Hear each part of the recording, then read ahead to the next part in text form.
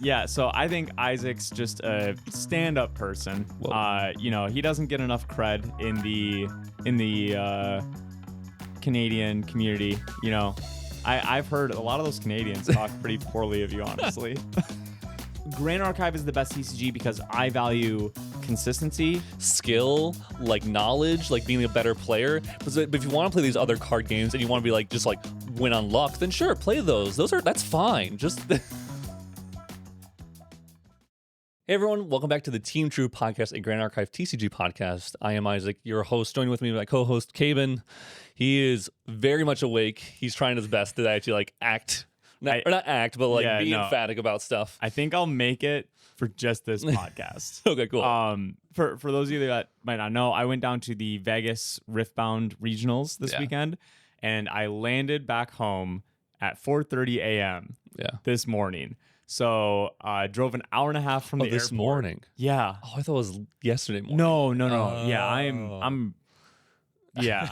Gotcha. That makes way more sense. Yeah. No. So I checked out of my hotel at noon yesterday.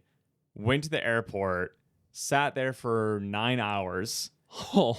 Fortunately, I was with some GA friends. So we passed the time with a couple different things. Too bad it wasn't Pantheon. I know. Trust me, I know. I really I was just wishing that we had Pantheon. We did this fun game. It's called Poetry for Neanderthals. Have you done that before? No, but I think I know what it is. Yeah, you talk like a small mind thing to get your point there. You have to only say one syllable words to describe a word.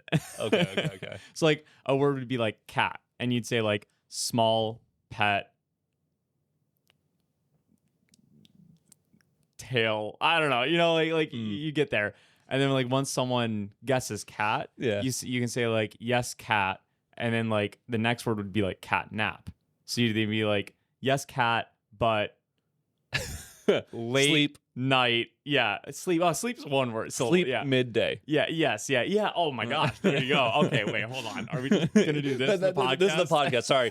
So welcome to Neanderthal TCG. We honestly did it for about 5 hours. It was after about 4 hours. It was definitely too long. But we were we had gotten to 7 guesses as a record for 1 minute, because you have a 60-second timer. Wow. So we had gotten, both Neelix and me had done 7 guesses or whatever. And so we were just going back and forth, just trying to get the group to guess 8.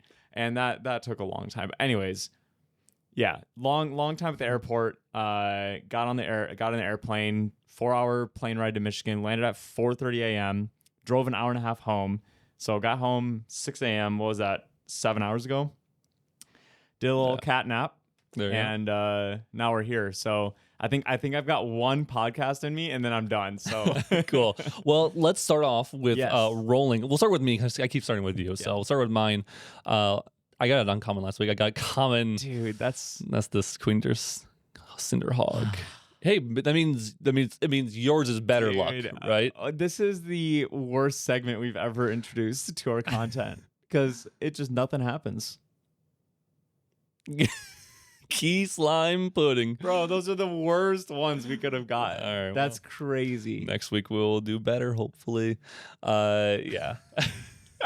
It's got to be hype one day. Dude. Once got Fluffy Shopkeep, which is pretty cool. Yeah, I saw that. Posted in the online league server, which, if you're not part of that online league server, you should go join. The link is below, because we have online PTM Regionals number 2 coming March 14th. So pretty soon here, actually. Yeah. And tickets are up on our website. You can find that link in the description as well. Yep. And be a part of the online regionals. Sit home in your underwear and just play. Well, it is webcam. It's webcam. Put some pants on and play some Grand Archive, but you don't have to drive anywhere, which is very, very nice. Put some sweats on. Yeah. And most likely a shirt. Just blur underneath your desk. No, I don't think This is not legal advice. Yeah. Going back to what happened this weekend, I grinded all week editing. Yeah. I mean, you know that the video we did the podcast or we did gameplay up on Monday, which that happened and that took a long time. Then we had a 2-hour plus long podcast. Yes, that was crazy. And I had to edit all that, and then we had our sponsored video, and then we had our acquiescing rejection video. Yeah, and so I got real burnt out on editing this week. I bet. Yeah, and then Sunday, and then in between doing all this, we had a family party on Saturday, and so I was doing projects around the house, trying to get some stuff fixed up that I've left undone for a long time, and did all that, had the family party, and then that was Saturday, and Saturday evening I stole your couch.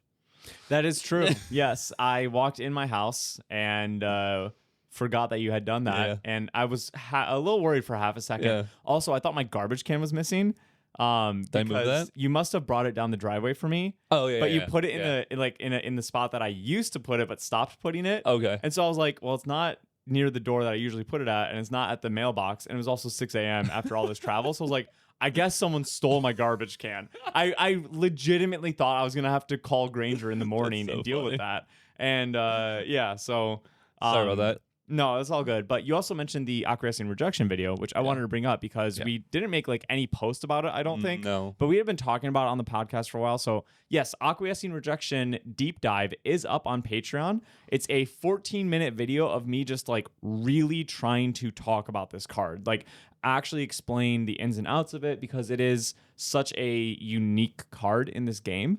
And so, yeah, I highly recommend watching the video. If you have a Patreon membership, it's free. If you don't, it's probably like $4.99 or something like that. Yeah, I should put a price on it. Oh, I think I forgot to do that. Oh, it will be for sale soon. We're going to sell this post right now. It'll be $4.99. All right, cool. And you can go just $499. That's crazy. Sorry. Yeah. Yeah. What a bargain. But yeah, you can go just buy that video if you don't want a Patreon membership.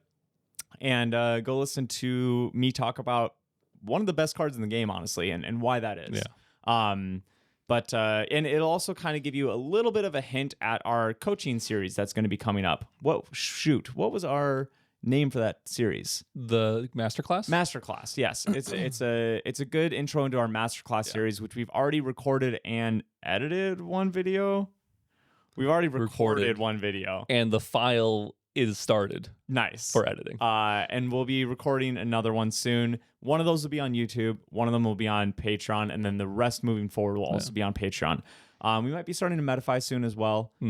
So I might be getting that started this week because I know some people just don't like Patreon. Can you buy the rejection video on YouTube? Probably not, right? Currently it's not up on YouTube. Okay. Like I can put it up on there. Gotcha. Okay. Well, anyways. No. Okay. To answer your question.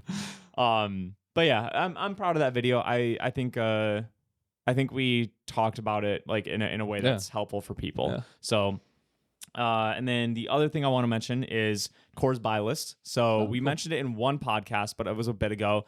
Core TCG does have a buy list up for Grand Archive. So if you have extra cards in your binder that you're not wanting, that you've brought to Ascent trade nights before, you've brought to regionals, and people just don't seem to be picking them out of your binder to take, send it to Core. They'll take pretty much any Grand Archive card at the moment. I think like as long as it's worth like $1 or more, basically, and you can get store credit or cash. But if you get store credit, you're going to get a bonus on store credit, and then you could use that store credit with code TRUE10 to go buy RDO boxes for a really good price. You'll get a big rebate on the RDO boxes, making their price very cheap compared to everywhere else, and it'll be free for you because you got store credit from your cards. So yeah, you can see some of the buy list there, and go check that out. I personally have used it. I sold almost every extra Grand Archive card that I had, which was 5 rows taped together and shipped off to Core. So personally would recommend it. Yeah, buying up to 50 cents even on some cards. Yeah, they do have Sick. Honestly, it's like so helpful too, because a lot of these like junk SRs are like impossible to sell unless you're like grinding TCG player yourself, which is just like a whole big project. So yeah, I pretty much am just like selling to Core mainly, moving on. It's just really easy. And then the last thing that I have that I should have said right at the beginning is if you had to drink only one beverage for the rest of your life, not including water, what would it be? This also doesn't include like if you want to use like soy milk for like your cereal or something like that, that's fine. But you can't just drink soy milk. Like once those cereal dry bits are gone, you can't slurp it. Specific drink or category? No, specific drink. Yeah, Like, I so can't you just can't just say tea. like, you can't say like smoothies or tea or something. One specific drink and water. That's the only thing that you can drink for the rest of your Can life. I have different brands of the same type of Yes. whatever it is? Yes. Yeah. Yeah. All right. Because I would do root beer. Yeah. Yeah. All right. The thing is, I don't even drink root beer that much. But I know you don't. But I was kind of wondering if you would even say that. I think I still would because I would still want to try them. I think it'd be fun that way. And then, but like teas, I drink a huge variety of different types of teas. Gotcha. So I can't just say green tea. I don't want to drink only green tea for the rest of my life. But root beers, I could like still have fun and have one here and there. And I don't know if I drink water. 98%, like so, it's not that big of a deal to me to not have that. So I would still have root beer as my fun drink to do. Yeah, I was trying to think of a fun question to ask, and I was thinking of this one. I was like, man, I really don't know what I'd pick because I also drink water primarily. I stopped kind of drinking pop that much. I do love a good orange soda every once in a while, but I can't pick that as my drink. And then I was like, well, should I just like pick something practical like coffee, because like every once in a while when I'm at like an Ascent Day 2 or something, I really want a coffee to like perk back up, but I drink coffee like once every 3 months. And so I'm just like, I don't really want to pick that. I think I would go with pineapple juice, because if you've ever had the pineapple juice from Aldi's, I don't know why it's so good, but like it's funny as I saw it the other day on a warm day, like when it's like really hot out and you're like feeling thirsty. If you slam some pineapple juice from Aldi's, it is literally the most refreshed you'll ever be in your whole life. I have a second option too. Okay. Going, because you might remind me when we said pineapple juice or whatever. You said something actually. I really like half and half. So half tea, half lemonade. Oh, yeah. That's so. I used to slam Arnold Palmer's back in the day. Same. Pull up a little League of Legends, drink like 3 Arnold Palmers while you go from silver to bronze, dude. That's the good old days. Me and my friends would go to the 7-Eleven in Okemos and then go back and do a Dark Souls LAN party. Yeah. And that was fun. That was a good time. Do you know they make gummies now? There's Arnold Palmer gummies. I didn't try them. Yeah. Well, next podcast. Just become a food eating podcast where we just like sit here and eat food. I think it'd still be root beer, but I do really like. I don't know. I could just do half and. Also, there's like the peach half and half. Or it's half peach juice, half peach tea. Peach. It's tea and peach is juice, I guess. Peach juice. Oh, because I mean a half is tea and lemonade. Yeah. So it's just this is tea and peach. Tea and peach. Yeah. That doesn't sound like it would work. It's pretty. There's a lot of peach teas. Peach half. Right. Juice. Is it not just a peach tea? No, because there's definitely. I mean, I guess there's also just lemon tea. Yeah, I'm pretty sure it's peach juice. A half and half. I feel like I should play the V sauce. Yeah. Can I get? I think it's copyright free, by the way. Really? Moon Men, I think it's called. Well, the name of the song. It. Thank you, Weebs the Shore, for sponsoring this podcast. Apologies if it gets taken down by YouTube. I think it's called Moon Men. It is called Moon Men. Is everyone proud that I know the song of that or the name of that song? Oh, it's up there. It is what it is. Here's the thing. I could have literally just put it into the video. I didn't have to play it live. Maybe you can cut that audio and then overlay it. Yeah, I definitely could do that. That's Moon Men, for anyone who doesn't know. This one is, as if you guys can't tell, this one's going to be very different from our last week's podcast, which was our longest podcast and also super on topic. This one is not. Dang, I had 2 really good questions from last podcast I wanted to answer on this podcast. Okay. And you remembered them, right? I definitely remember them.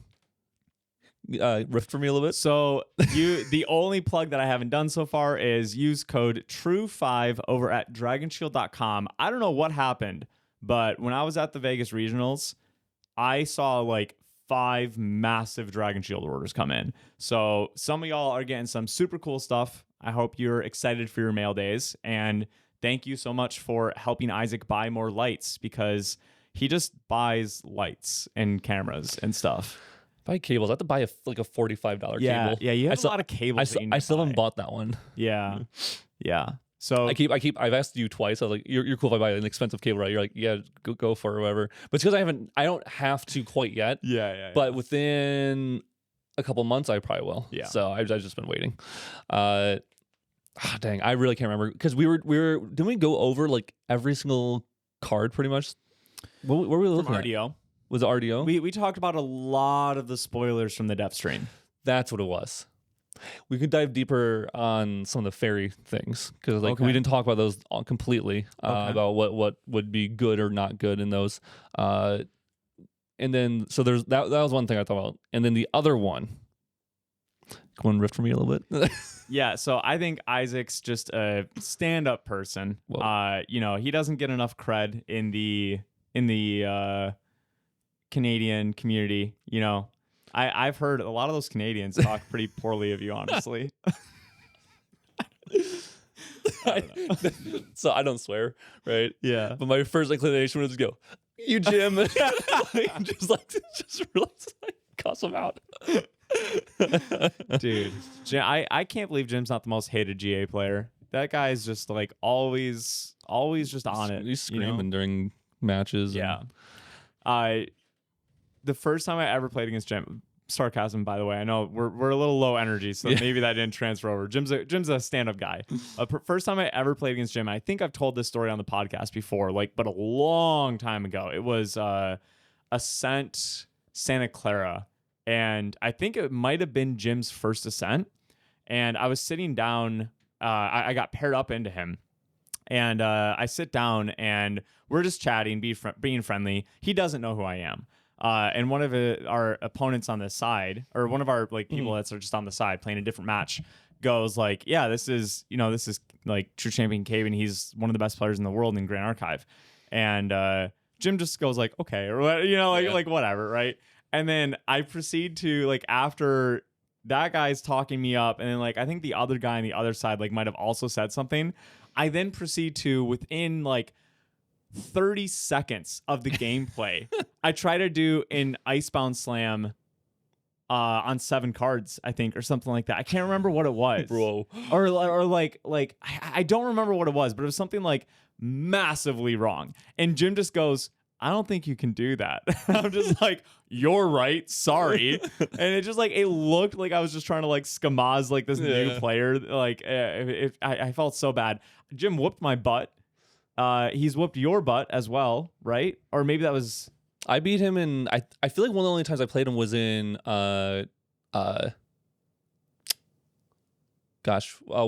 Washington. What was that? Seattle. And it was the last day or last match of day 1. We both were locked, and so we decided to play it out, and I beat him. Oh, okay. Maybe it was one of our previous team members. Okay. I just remember that early on in Jim's career, he had True Champion Gaming's number, dude. He was just taking us down. I'm kind of curious what our win ratios are against him now, because it was bad. Jim was the anti TCG guy for a while. Actually, I don't think we can see specific every single player.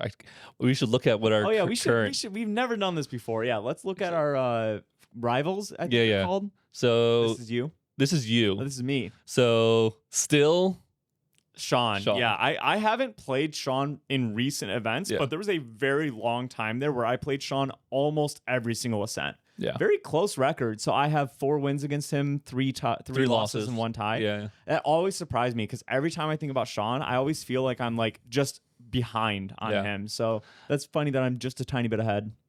Terry makes sense. They have 5 IDs basically for 2 wins, 1 loss, and then IDs. Pro-Am very even. Yeah, that's crazy. So that's you. Me, I don't know who I would be, because I feel like my record's kind of weird. Terry 2-3, Asuna 1-3. Yeah, Asuna. Yeah, whatever. Whatever, man. Oh, I beat you more. Yeah. Sick. Really? I don't even know about that. We don't play that often. Wait. I beat you in Houston, but that might have been before these stats started going up. And then, well, you know what's really cool? Have you ever looked at the achievements? Not really. Dude, what is this? So Fractal of Insight has achievements. For those who don't know, it's not a very like announced thing. For depending on what you do during a tournament, it tracks those things. And so like this, win a 1-0 in a best of 3. So I only won one game by 1. Yeah. Take an intentional draw, win in an upset. This just means that someone who is much higher probably elo you and stuff. Yeah. it's probably you and like something like that. And then played in 3 different countries. That's cool. There's a really fun one in here. I saw it the other day and I was really happy about it for myself personally. Here's like playing all these different cards. I think it's first to play it. I don't know what this means.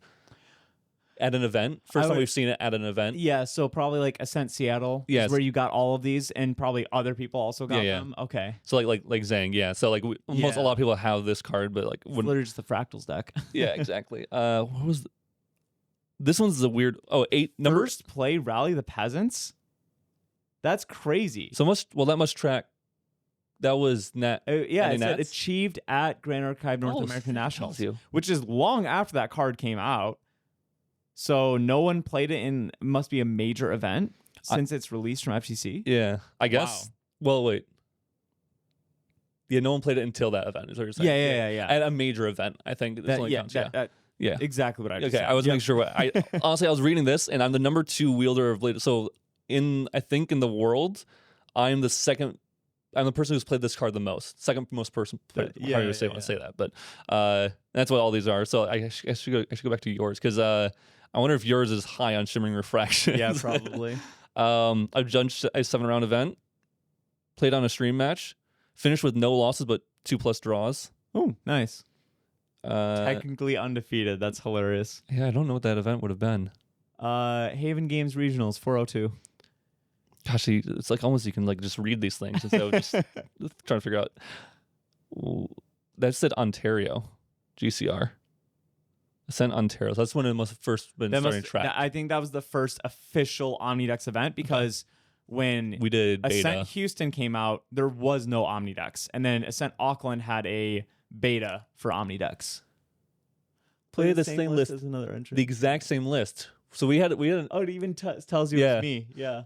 That's funny. We had the exact. We haven't had the exact same list in a long time. For a long time. What was Ontario? Ontario's Water Allies.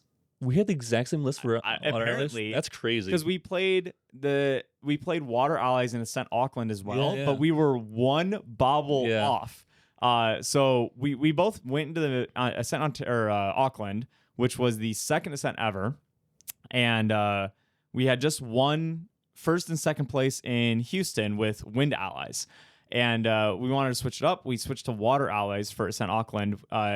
DG Scepter of Lumina was like the new big thing in Water Allies. Like literally it wasn't even like well known in the game yet.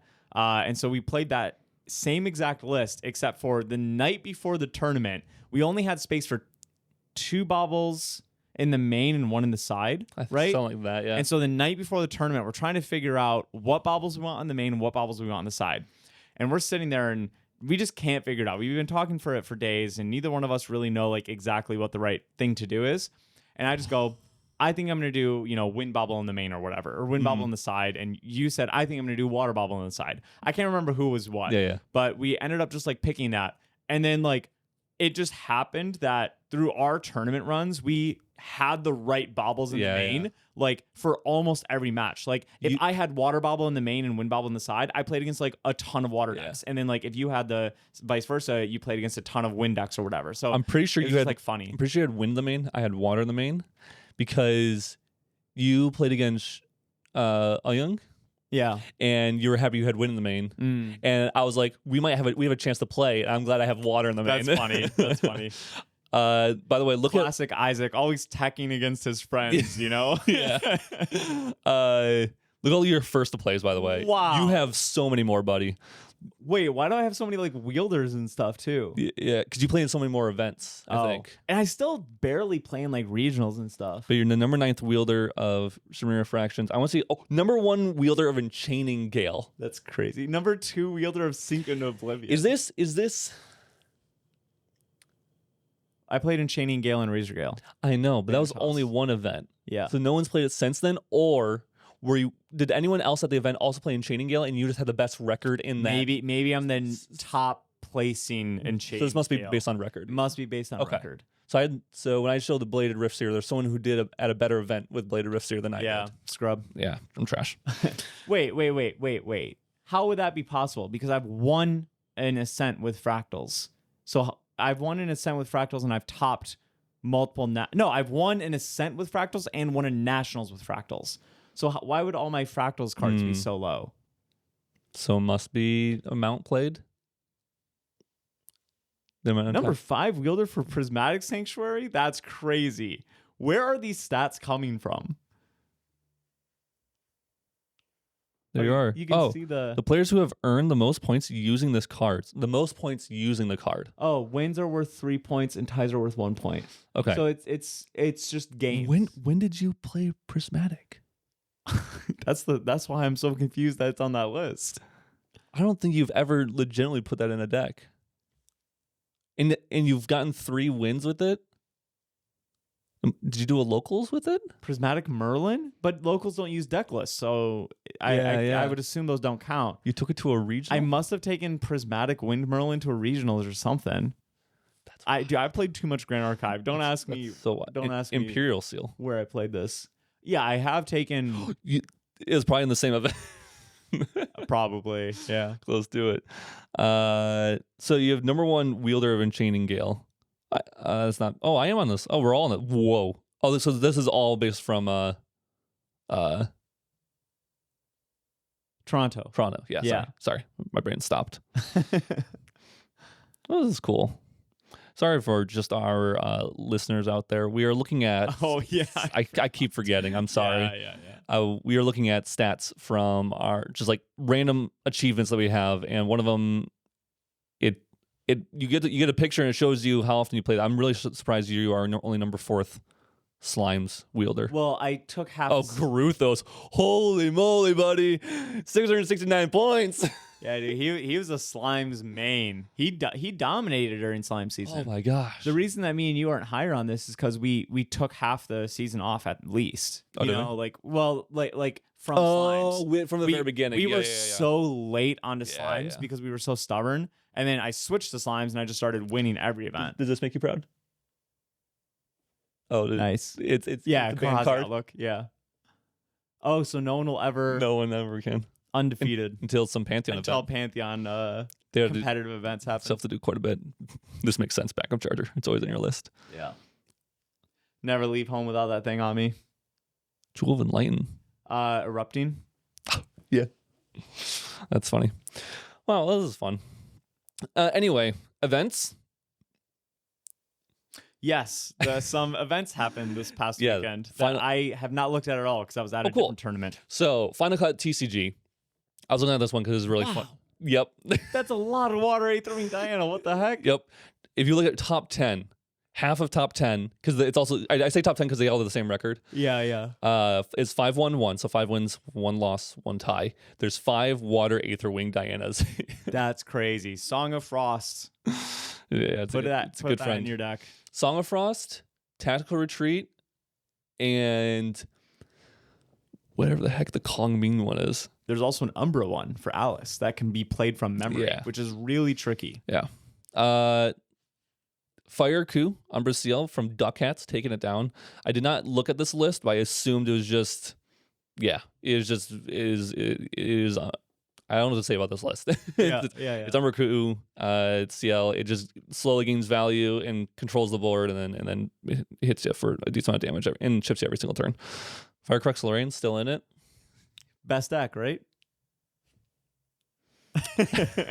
John. Fractal's still in it.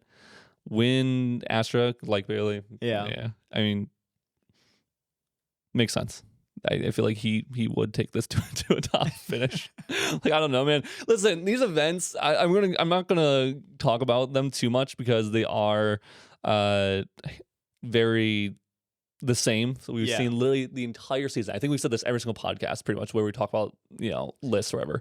But it's every single season or every single event has had the same 8 lists, 10 lists. It's been a In the pretty top good 16. handful. So like it makes it feel fine because Yeah. it's not like, oh well, slimes and fractals is just gonna be like the number one decks again. Like no, you can go play into an event and actually still play against like a bunch of different decks. So like it's a very stale meta in a way because we're approaching the end of the season. Yeah. But honestly, for an end of season meta, this is a very fresh meta. Like there are so many different decks that you could play against or that you could choose to play. That's the nice thing is if you've been playing, Guoja Siryu for the entire season or something, change it up. Go play Water Aether Wing Diana. Like play Water Kong Ming, Water Terra Kong Ming, top 16. So it did counts. It have a banquet in it? No, but I want to get to that in a second because I did look at all of these, and so I know at one of these regionals. Also, I'll just find it real quick here because I want to talk about it. Is it really this one? This is a 166 person event. In one of these events, there's a top placing Fire Slimes list that does play Banquet. They play a total of 20 advanced element cards. Whoa. Yeah. Oh, well, including their slimes. But they're advanced elements. Yeah. Well, now I have to find it again. Did you dream this? No. So I can literally remember the count of the advanced elements. Okay, wow. So it's 4 Storm Slime, it's 3 Crux Slime, or Ethereal Slime.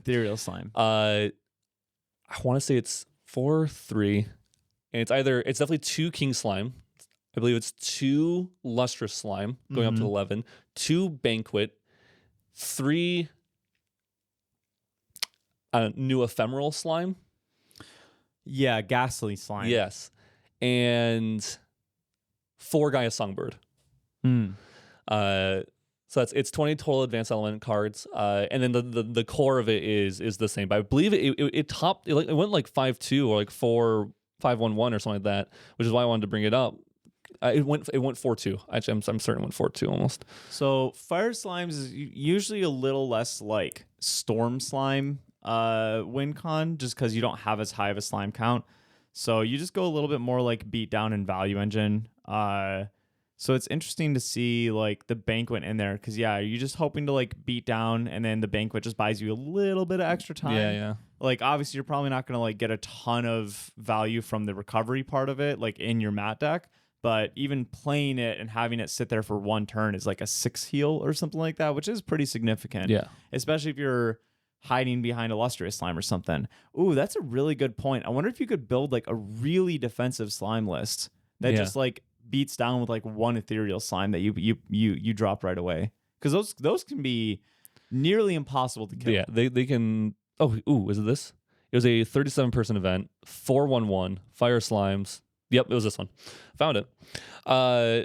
Just playing the normal cremation ritual with everything else. It was playing the Undeniable Truth to also sacrifice anything that it wanted to kill off and just get net neutral value with liminal guides and the fluffy shopkeeps. But I was playing the 2 Banquets. So you would recover 4, then you literally recover 5, and then you just leave it there. Yeah. And it's just generating you a little bit of recovery, which in slimes, norm slimes, you would have Gather Slimes. Yes, Gather Slimes, which could recover you.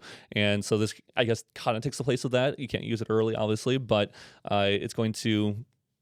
I think about this, like you're talking about with Lustrous Slime, which also recovers you when it dies. Yeah. And then you just stay behind a Quicksilver Grail Covenant, and then you're just kind of surviving. I kind of want to build slimes. Yeah.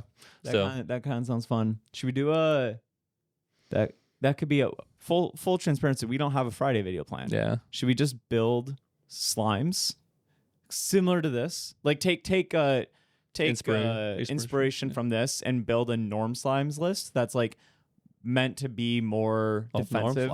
So you have like a higher lustrous slime count. You have gather slimes in there. Like just so much recovery and it could be interesting, right? Yeah. Do you want to do a deck list or gameplay?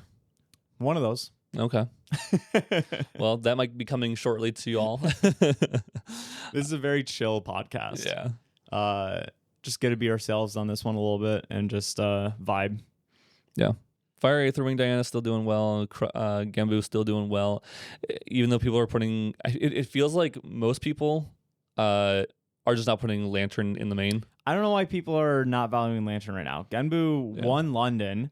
Was there a big event after London? No. I think just regionals. Yeah. Genbu won London. It's been doing really well at regionals, and there is even other decks that use Lantern right now or use the Graveyard right now. Yeah. There's still, Fire aggro decks that are piddling around and everything. Lantern should be in your deck, but I also get it because there's just so many cards to try to fit into a material deck right now. So it's definitely a hard one. There's Syria player. Syria's back a little bit. I haven't seen it win an event in a long time, but it won this one at 7-0, just clean 7-0 all the way through, no IDs. Didn't ID for a regional win. That's unique. Usually it's a 601 or something. Yeah, which is this one, which there was 2 win series, first and second here. So one playing Lantern, one without. So I don't know. This one was the most weird looking one. Yeah, that one's crazy. How many Water Aether Wing Dianas there were, but there was nothing shocking about anything else that was in here. Randomly, a Merlin creeps in, which it did. There's sometimes a Wind Astra Arasana, and sometimes there's apparently a Water Luxem Xander. I mean, but like there's Tristan. Yeah. There you can see Wind Arcane Rai has been something that's actually like popped up multiple times in regionals and stuff. There's like so many decks right now. It's insane. I think like, yeah, you were kind of saying, like 8 to 10 or something like that. There might even be more, honestly. I think there are more. Yeah. But I feel like there's 8 to 10 that are like almost always in top 8. Sure. And then Windry pops up here and there. Yeah. Like it's in this event. It's but like tier 1.5 or tier 2. Yeah, I think that's fair. I think it truly is a tier 2 list. Yeah. I think it's the best example of a tier 2 list we've ever had in this meta. Okay. Or in any meta, because it's like it is there. Yeah. But literally only sometimes. Yeah. And then and actually I think another really good tier 2 list right now is even though I think it's still really good, which is just Fire Luxem Xander. Because like it's not in every single one of these events, but it will just be suddenly there. Dude, it's so hard to call stuff tier 1 and tier 2 in this game though, because like before London, I would have probably put Genbu at tier 2 just because people weren't getting results with it. Yeah. But like no new cards came out. That's literally how tier 1, tier 2 list is also based on how often people play it. How often people play it. Yeah. But like Genbu is like an interesting thing because like no new cards came out. Like it didn't feel like there was a massive shift in the meta that just like made Genbu better in the meta or something. It just literally felt like Jim brought Genbu, won London, and people went, "Oh, this deck's actually still viable." I mean, same with Fractals. Playing it.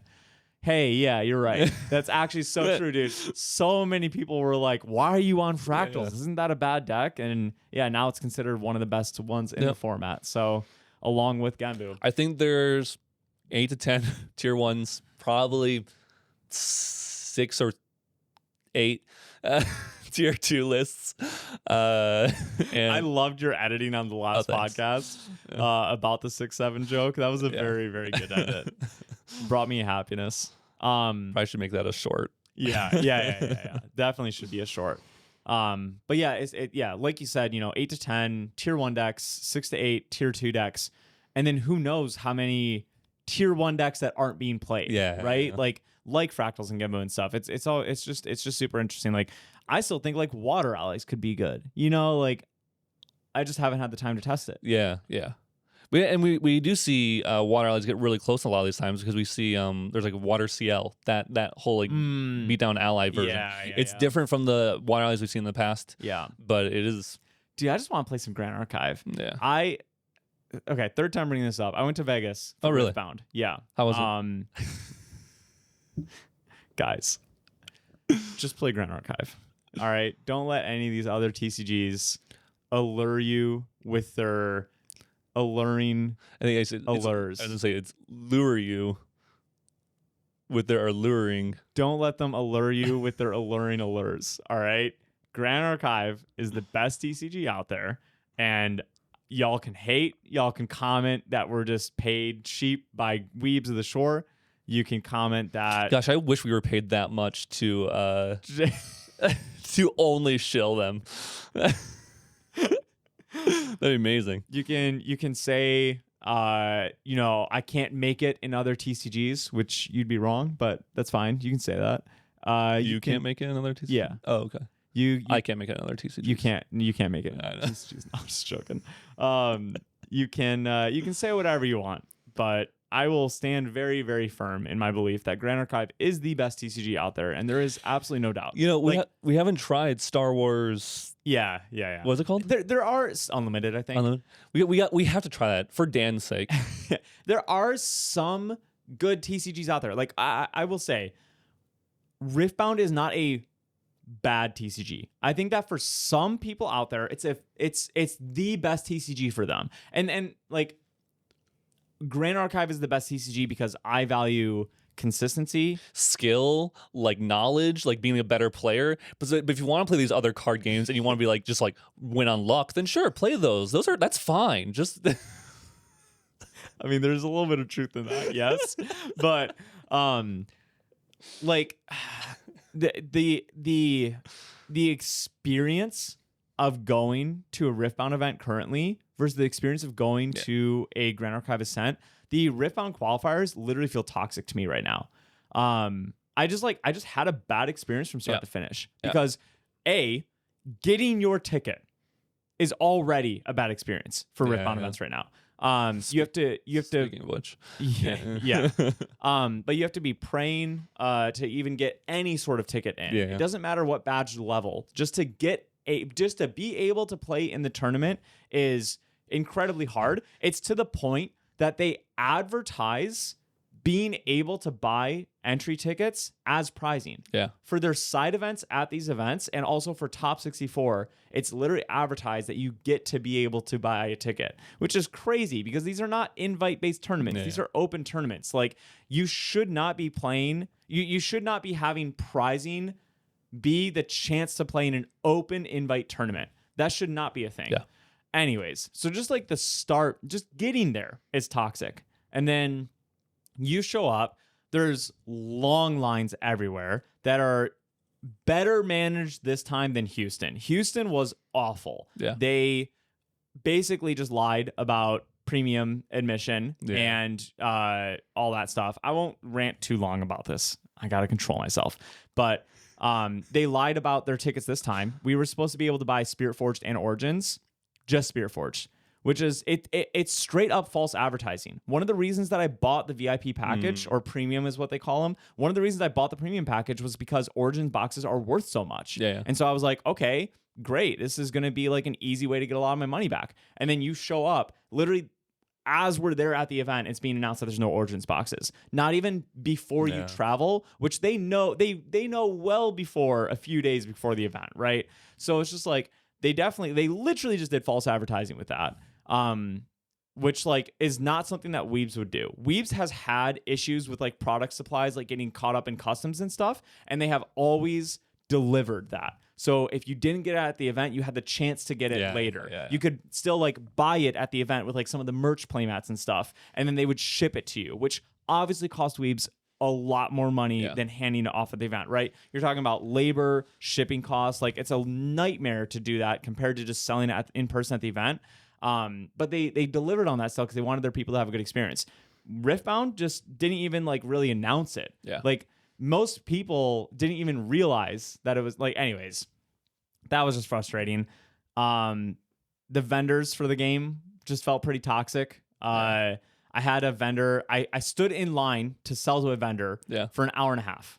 Oh, wow. That's how bad the lines were there for this stuff. I stood in line to sell to a vendor. I'm not going to mention their name because I'm not trying to start drama. I'm just trying to talk about my experience. But this vendor is talking the entire time I'm in line to people about how they're paying 70% on everything, right? And then their buy list, they have like a hot buy list, which is like pretty common for people to do. I did it at like one of the GA Worlds that I vended, where they're paying, retail or more on some specific cards that they're looking for. And I wait an hour and a half in line. I bring a $5,000 retail collection with me. And I finally get up there, sit down, have them go through everything, and then they give me their offer. And it was a 56% offer with hot buy stuff in there. So we're talking about, I have like over $1,000 of that $5,000 value is stuff that they should be paying me out 100% or more value on from their prices, but their overall offer is 56%. And I'm just like, aren't you guys buying at 70%? He goes, yes. And I'm like, okay, I know my numbers. Yeah. I'm not just some random that walked up that doesn't know the value of stuff. Because honestly, that is a big part of vending, is they prey on people like that. And I was like, I know my numbers. I know what this is worth. Is this how much it's worth? And he looks at his screen and he goes, yes. And I'm like, okay, so shouldn't it be at least this amount at 70%? I won't even ask for the extra amount on their hot buy stuff. Just give me 70% for everything. Like you've been telling everyone at this vendor booth for the past few hours. And he goes, no, we just can't do that. Calls over his boss and they're like, we could like maybe do store credit at like 60% or something. But they don't say 60%. They keep saying numbers. Yeah. They won't mention percentage because they are lying about it. Anyways, toxic experience there with that. The main event is just like weird with the best of metal cards now. I won't deep dive too much, but it felt like the vendors were toxic. It felt like Riot was toxic. It felt like a lot of the players at the event were toxic. Granted, not everyone was, right? I had a couple of people come up to me, like talk to me about our Riftbound content that we did. They were really sad to see that go. I had a couple people argue with me about why Riftbound is a good game or isn't a good game. And, you know, they had their opinions and I had mine. And I do, again, like there is just everyone is looking for something different out of a TCG. Yeah. And so Riftbound and other TCGs out there, MTG, whatever, are great options for some people. But personally, for what I'm looking for out of a TCG, GA is just like leagues above everything else. And so I'm not interested in any other TCG anymore. I will only be doing GA. Yeah. It's just such a solid game, guys. Like every time I go to a different card game event, it makes me realize how much Weebs actually cares about their players. Yeah. Like, I feel like so many people try to say that about companies, like TCG companies, and it's just not true. I'm sorry. You know, like Riot literally doubled the price on the VIP packages or premium packages from Houston to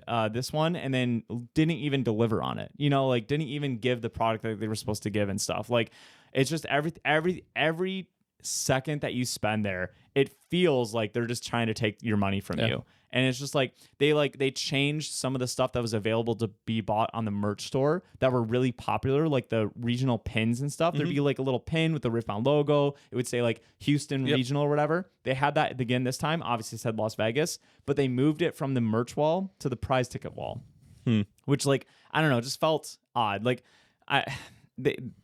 just a lot of like weird things. They put all the best plushies and stuff on the prize wall instead of the merch wall. And they increased the cost for a bunch of their side events and stuff, like at the same time. So like that's why it felt like a little scummy. I don't know, just a lot of weird stuff. It just doesn't feel like a GA event where you feel like the event is for you. Yeah. It feels, as a person, whether you're a hyper competitive player, a casual player, whatever, when you go to an Ascent, it feels like it was catered towards your experience. And that's just not how like a lot of other Ascents or events feel at other games. So sorry for that random rant. Yeah. This has been a Kevin rant on the Riftbound TCG. Yeah. No, but speaking of going off of that, and one of the things I'm excited for, though, for the next coming events, right? Yeah, Pantheon. So... Los Angeles, I always want to say Las Vegas. No. Los Angeles is sold out. I bought the last ticket, by the way, at the Pantheon Creator Summit because I was talking to Sildar and all that. I was like, "Oh yeah, I think you asked. Don't you still need to buy tickets?" I was like, "Oh yeah, I was going to do it the other day. I completely forgot." Sildar brings out a phone and he goes, "There's only one ticket left." I go, "I'm going to buy that right now," because we were in a Pantheon game, and so you're like, "Oh, I really need to do that. I'll do that right after this game." And Sildar was like, I don't want to do that now. So I think there's a couple refunds that were like still processing. So like I'm sure there's a couple extra, but so I did get my ticket for that, which is cool. And then I know some people have had bad experience with this. You're talking about sold out events. Yeah. Ascent Worlds is sold out. Yep. Sold out officially at 5:30-ish in the morning when I woke up to try to get wave 2. I wonder, actually, I'm going to look this up while I'm talking if I can here. A couple things I want to note is when I say like Riftbound events get sold out, it is every single possible badge is sold out within a second. Like literally a second. I have so many friends that desperately wanted to go play at Vegas and like took time off work, blah, blah, blah, right? Like they were ready to buy a ticket and missed it by half a millisecond or whatever. GA events, I should say, have never sold out that fast. This is the fastest they've ever sold out. Yeah, this is the fastest a whole event has sold out. And usually it's like VIP packages and stuff will sell out within like a couple of seconds. Which VIP and Super VIP do go very fast. Yes, which is like, it is what it is. It'd be nice if they didn't, but it's not mandatory to enjoy your like. You don't have to have one of those. Yep. That is just a luxury item. I've missed out on VIPs before. It sucks. Yeah. But it is what it is. I didn't get a VIP or super VIP for Worlds. Me and Quinn tried to buy them when the first wave went up. Yep. And then we both missed. And Quinn woke up at 2 a.m. while we were there to try to buy a Wave 2 ticket for me. Yeah. She's so sweet. I love you, Quinn. I don't think she's watching this podcast, but so she woke up at 2 a.m. to try to buy a super VIP for me. She missed, but it is what it is. We still were able to buy a ticket to the event because did you get a VIP? Normal VIP? I don't remember what. Or did you get a diamond? Diamond, I think. Yeah.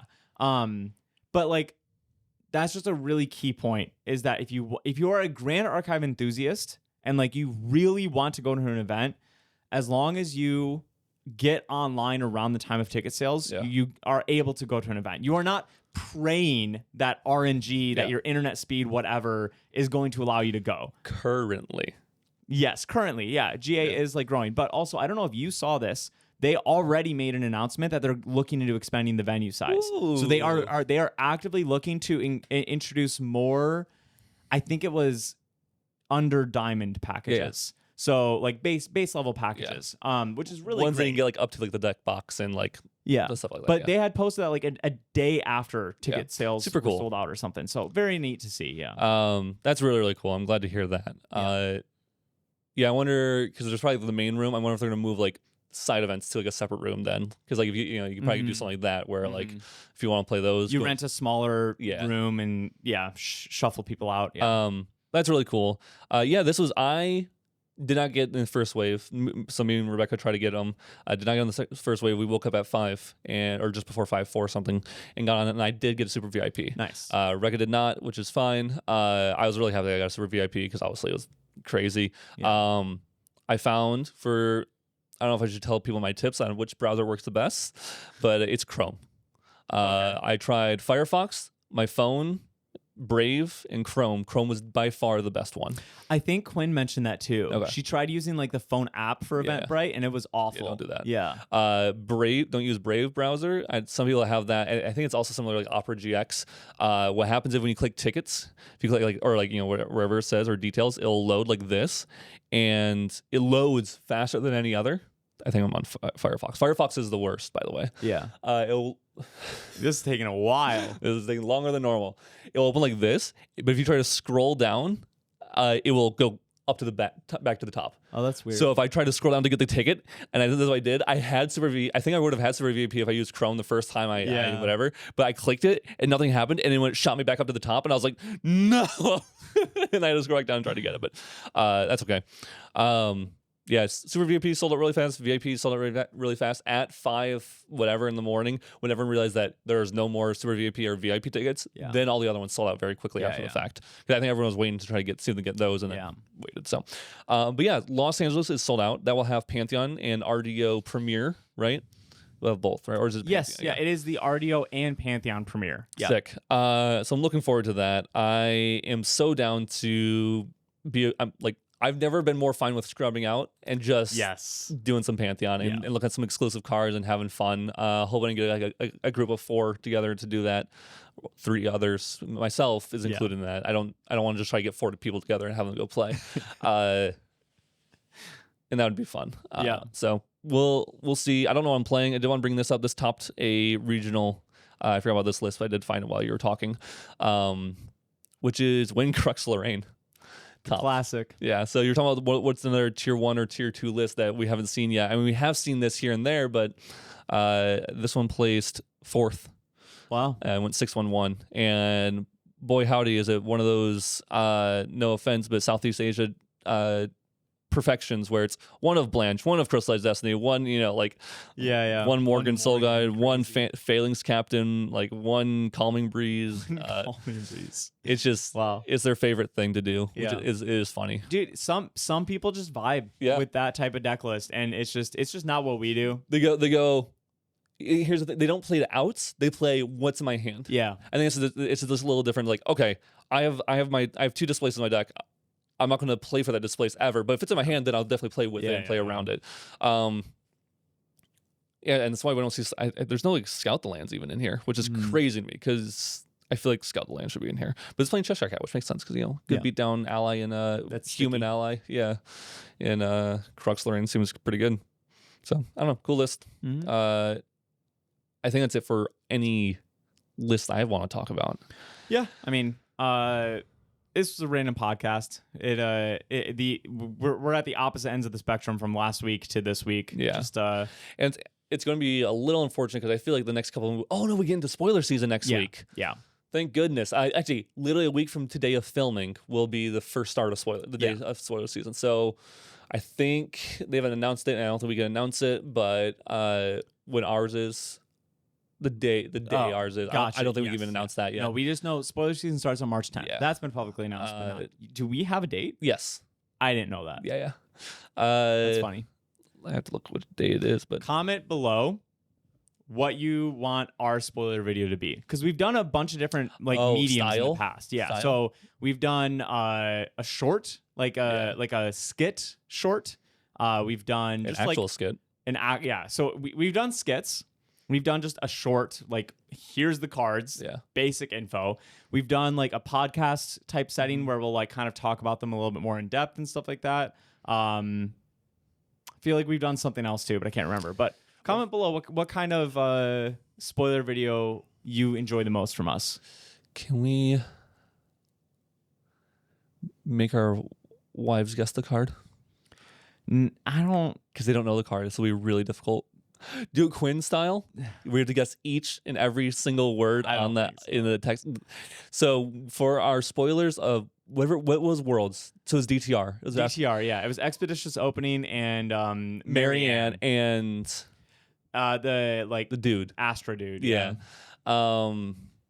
We had those 3 cards, and Quinn decided to make us guess the card. We didn't film this. We should have filmed it. We definitely should have filmed it. But she made us guess every single word on the card by doing it like, I don't know. So like the word was that. She'd be like, it's not this way. It's, and we're like, what do you mean? Yeah.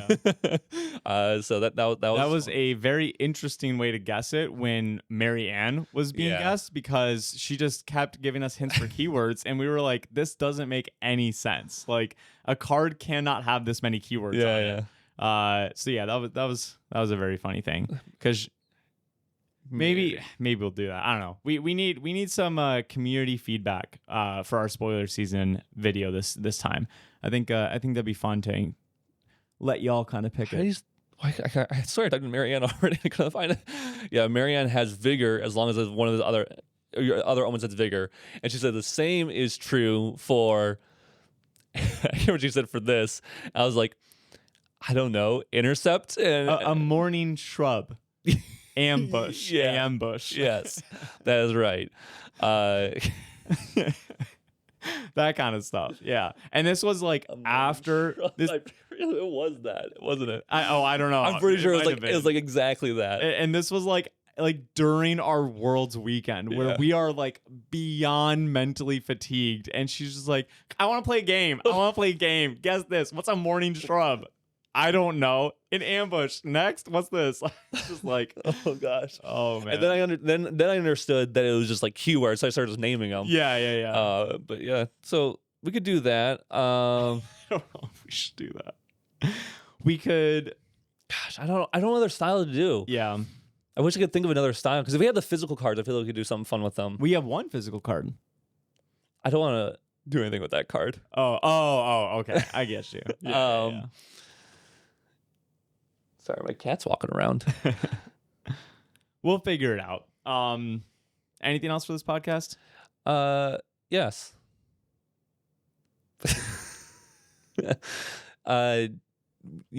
So over the weekend you were busy with Being in Vegas and hating my life. Yeah. What was your favorite thing after you did once you scrubbed out? Oh yeah, we hiked the Red Rocks, Red Rock Conservatory or something like that. I can't remember the exact name, but it was just like a really nice walking path hike thing. You got to climb on rocks, which I like rocks, so that was hype. Yeah, it was. I haven't scrubbed out of day 2 of an event since Chicago, I think. So it's been a while since I actually got to enjoy a Sunday, because all my other GA friends went and played in the big side event on Sunday, and I said, absolutely not. And so I just went and got to spend some time in the warm, which was nice, because came back to Michigan. It was really cold. That's cool. So yeah, Michigan has been cold still. Yep. So for those who don't know. Yep. It's supposed to get to 60. Lovely. That's crazy. This is still March, dude. Why do the winters last so long here? The thing is, it was pretty, like, it was like 50s and 60s still, like early December. No, it did take a while to get cold this year. I will agree. Here's what you have to get in the perspective of, it's not global warming, it's climate change. And so it's just changing when winter. That's how that works, right? That's crazy. I think that's pretty much all we have to talk about. We try to figure out anything else we could talk about. If there's a cut in audio, that was why. I want to talk about more, but I just don't have anything else. We'll have to save it for next week. If you want to see our gaming channel, where you need to start playing through a game. Oh, we don't have the time for that, buddy. I know. We actually have to start testing for LA. Yeah. Yeah. We have to start testing for LA. We need to work on our board game, dude. I know. Our board game. I haven't touched it. It's on the back burner. It's on the back burner of our cabin in the woods that we go to every 3 years. You know. You have a cabin in the woods. Don't you have a cabin in the woods? I wish I did. No, I wish I had a cabin in the woods. Every like 4 to 5 months, I look at land in the Upper Peninsula of Michigan and just go, is there one I could just buy? It's in the back burner of your grandma's RV that smells like pee and cats that no one goes into anymore, and it's just rotting on her land. My grandma did have an RV, I forgot, or like a trailer. It's funny. Pull behind an RV. That's how back burner it is. It's on the back burner of that stove, not even the front burner of that stove. Back burner of that stove. Does that stove even work? Probably not. So it's not even cooking. No, we're not cooking with our board game. We really need to work on that. Go buy tickets for the online Michigan Regionals number 2. We'll see you next week. Peace.